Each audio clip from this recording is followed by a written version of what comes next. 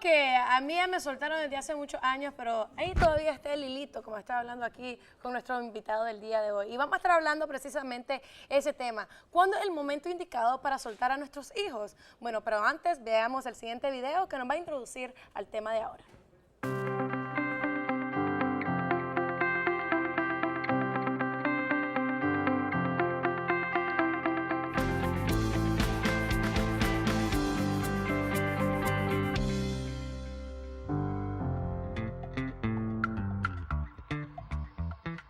¿Cuándo debo dejar ir a mis hijos? Uno de los más grandes retos a los que se enfrentan los padres de familia es identificar cuándo es el momento ideal para dejar ir o soltar a sus hijos. En medio de su preocupación pueden surgir diferentes dudas que podrían debilitar el lazo que les une.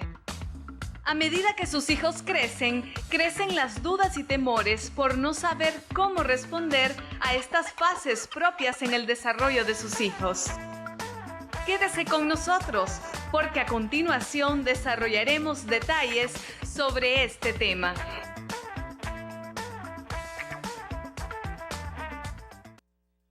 Muy interesante, no solamente para los padres, sino también para nosotros los hijos e hijas. Y para abordar este tema yo estoy acompañada con el licenciado Roger Solórzano. Él es colaborador de la revista ABC Familia, él es profesor, él es especialista en turismo, bueno, tiene un sinnúmero de títulos, pero esta mañana el título que va a buscar como compartir con nosotros, el título de papá, para podernos dar consejos a todos nosotros, porque él ya tiene muchísimos, pero muchísimos años de experiencia. Para empezar, bienvenido. Gracias. Quisiera saber qué significa dejar ir a nuestros hijos. ¿Qué significa eso? Es un tema bien doloroso, aparentemente, ¿no? Tema bien doloroso para la mayoría. Yo creo que la mayoría de personas, mujeres y hombres, lloraron cuando llevaron por lo menos al primer hijo por primera vez a la escuela. Si lloró el niño, lloró la mamá. Y a veces el niño no llora, pero llora la mamá o llora el papá. ¿Por qué? Porque es el momento en que no estás con ellos. Pero ese momento es natural, o sea, todo el mundo tiene que desarrollarse en la vida y tenés que dejar que el chavalo empiece a alzar su propio vuelo con sus propios criterios. Yo creo que antes de la escuela hay un primer momento, que es cuando se le enseña a caminar. Y hasta cuando le enseñas a gatear. Sí, te da miedo que vaya a caer de boca, te da miedo que vaya a golpearse. Yo recuerdo, por ejemplo, mi primera hija, que ahora ya tiene 30 y pico de años, llegó chiquita a vivir a una casa, en un apartamento de 2 pisos. ¡Qué horror que la niña baje o suba la escalera! La chiquita, Carol, ya nació en esa casa. Y esa ya nació con todas las propiedades. Era una gata angora subiendo y bajando la escalera. Sin embargo, todavía era para nosotros objeto de preocupación. A todo padre y madre de familia le preocupa el momento en que el hijo va a moverse por sus propios medios. ¿Por qué? Porque sencillamente no les tenemos confianza. Ahora, y no generamos la confianza. Lo de la confianza, a mí siempre yo no tengo hijos, pues, pero yo me he puesto a imaginar el día que yo tenga, algún día, ¿verdad? Y a ver, ¿qué es lo que sucede? A mí no me gusta cuando un padre es muy sobreprotector. Yo he visto ejemplos, pues yo digo, que sobreprotector, o sea, que lo deje en paz también. Hay cosas que uno tiene que dejar que los hijos hagan. Hay veces que uno tiene que dejar que se tropiecen, pues, literalmente.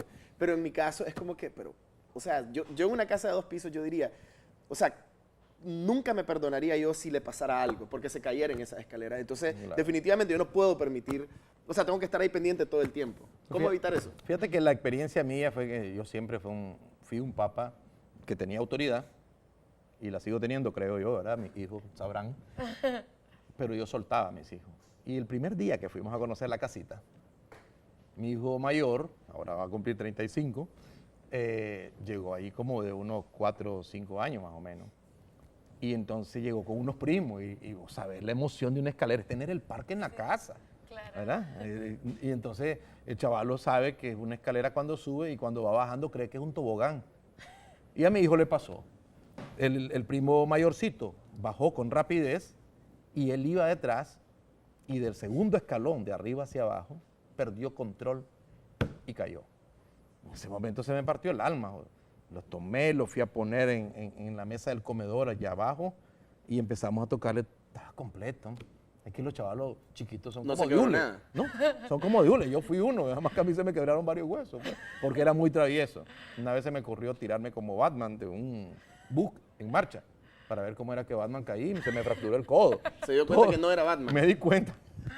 A mí me tocó darme cuenta Correcto, por las malas también de sí, que yo sí, no era sí. Batman. Entonces, pero si yo no hubiese aprendido, no me doy cuenta nunca. Y la sobreprotección, bien dicho, Ricardo, es un error. La sobreprotección es un error y llega el momento en que hay que soltarlo. Soltarlos de chiquitos, soltarlos en la adolescencia. Te pongo otro ejemplo. Cuando mi hijo mayor iba a su primera fiesta. No, fregue. A las 12 de la noche, tipo Cenicienta, lo íbamos a ir a traer. Ya era un adolescente. La mamá ese día llegó, fuimos a traer al muchachito, llegamos a la casa roncando y la mamá todavía nerviosa. ¿Qué habrá pasado en la fiesta? ¿Qué habrá pasado? ¿Qué puede pasar? Entonces, una cuestión, en la palabra seguridad, confianza. O sea, provocar seguridad en el hijo es tener confianza en él, porque él va a desarrollar todas sus capacidades. Y ayer, precisamente, pensando en esta comparecencia con ustedes, ¿verdad? Tuve una conversación con mis hijas y mi hija menor me dice, yo nunca me sentí atada, nunca me sentí tenida por vos, me dice. Siempre me sentí en libertad, excepto el día que le dije, no se puede. Porque hay que aprender a decir no, no se trata de soltarlo ni que haga todo lo que quiera, no. Un día que teníamos una gira familiar y ella había hecho su plan sin tomar en cuenta a los padres y tenía su gira de grupo. Y ese día sintió... ¿Y cuántos años ella tenía? Ya tenía como 14, 17, algo así, ¿no? Ya era chavala, ya con... Ya era adolescente. Amiguito, Era una jovencita. Era una jovencita y le digo, no vas. Y yo quiero ir, no vas. Y yo voy a ir, no vas. Y aquí, en esta casa, yo soy el papá. Ese día, creo que es el día que más ha llorado Carol en toda su vida. Y ese día ella fue con nosotros y ella se resignó a que tenía que obedecer. Pero fíjate en una cosa, cuando ella tomó la decisión, ya siendo mayor de edad, pero todavía es la única soltera que hay en la casa, ¿no? Que iba a ir a trabajar a Haití, decime si vos, te dice tu hija, voy a ir a trabajar a Haití, cólera, Terremoto. mucha pobreza, terremoto, etcétera. Es bien difícil. Sí. Yo no le dije absolutamente, nunca lo vamos a pensar. Entonces yo tengo esta hija que se ha ido en misión social a situaciones bien difíciles, en donde ella habla francés, pero ahí se habla creole. Y hablar francés es un indicador de que sos un colonialista francés. Entonces no es ninguna ventaja en relación a las comunidades. Esa chavala a los 2 meses estaba hablando perfecto creole. ¿Por qué? Porque se suelta, porque hace y ella se siente en libertad. Y me decía, al margen de ese día en que me pusiste freno, jamás me he sentido amarrada, ni siquiera poseída, ni tenida por papá y mamá. Eso es lo que le iba a consultar. Usted, ya con su experiencia con su hijo, ¿de qué manera ha visto esos resultados positivos en ellos? De que no lo ha tenido amarrado, sino que le ha soltado la cuerda. Siempre ha estado ese hilo, siempre usted ha estado supervisando. No es tampoco ser unos padres completamente descuidados, Claro, es estar siempre pendientes, ¿verdad? Y presentes cuando ellos los necesitan. Pero, ¿cómo ha visto usted el resultado en el desarrollo de ellos, el que ellos tuviesen esa oportunidad, esa libertad? Extraordinariamente excelente. O sea, si yo me quejo es del gusto, ¿no? Sí. Y te voy a poner ejemplo. Mi hijo mayor se iba a tener una novia y ya tenía como 18 o 20 años. Primero nos comunicaba a nosotros. No nos pedía necesariamente permiso. Pero él requería de un check, un aval de la compañía superior, de la entidad superior.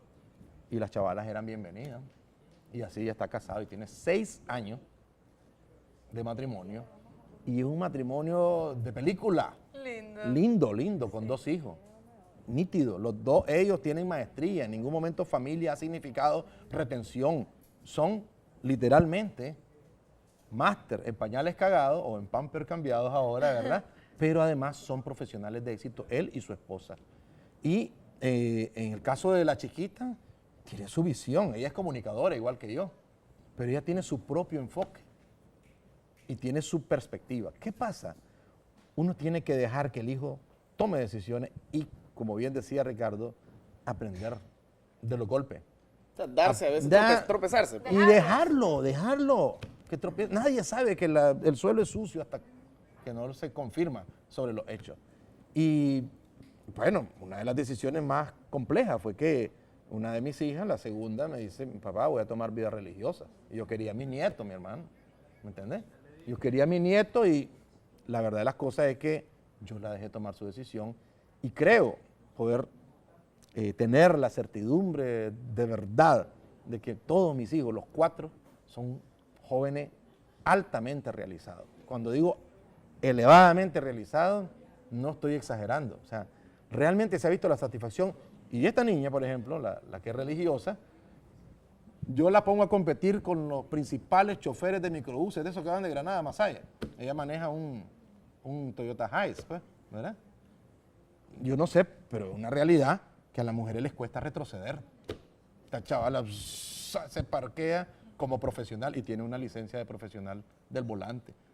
Y me dice... Para que vea que a las mujeres no les cuesta. Por supuesto. Y me dice esta niña una vez, y me dijo ella en la conversación de ayer, papi, me dice, a mí no se me olvida el día en que vos me dejaste sola con la llanta ponchada a pesar de que vos estabas ahí cuando me enseñaste a manejar. Eso sí. Y le enseñé a usar la llave cruz.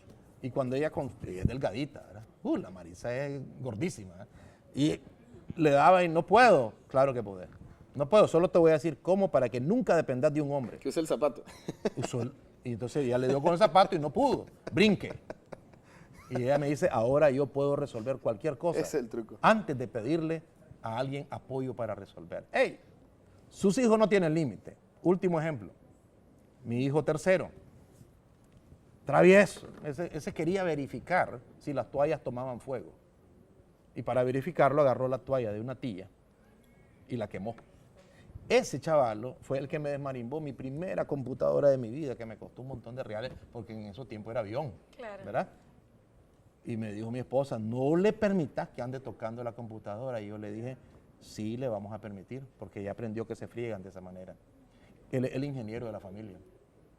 Él está estudiando estructuras en Francia en este momento, ganándose la beca. Es decir, sí pueden los chavales. Muchísimas Un tema gracias. complejo. Sí. Un tema súper complejo, pero muchísimas gracias por habernos apoyado esta mañana. Ahora pasamos al otro lado del estudio, que Jennifer nos tiene mucho más.